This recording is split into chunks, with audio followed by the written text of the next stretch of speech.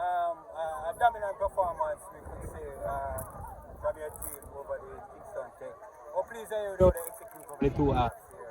Well, first and foremost, congratulations to the Wolmer's family. Well tried, Kingston Tech. If you notice, Kingston Tech is a vibrant team. And you can see they have a lot of talented youngsters. And, it looks good for the future for them. Wolmer's on the other hand, it was basically a game that we dominated.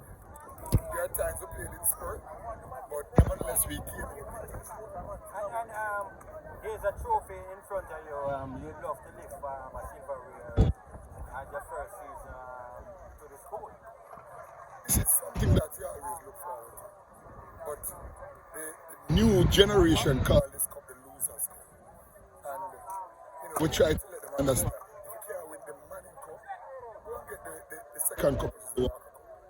And it's not easy, but we're still working. 4 goals here today, pleased with that? Yes, you will have to be pleased. I mean, 4 goals, some of them quality goals. But in the end, it was a good performance.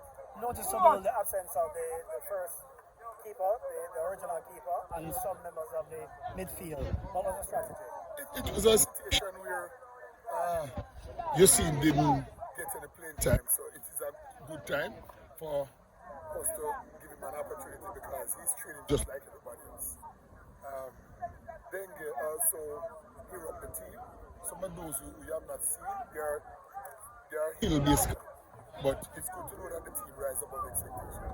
A very important game coming up. Your opponent, we gather, is St. Catherine High School. You have lost twice to St. Catherine.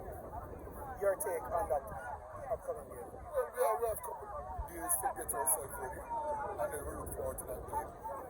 St. Catherine, pretty much unfortunate not to reach a semi-final of the Manning Cup. We don't know how much they see this, as another cup that they need to compete for. But I think they have won it twice in the last 4 seasons. So they will be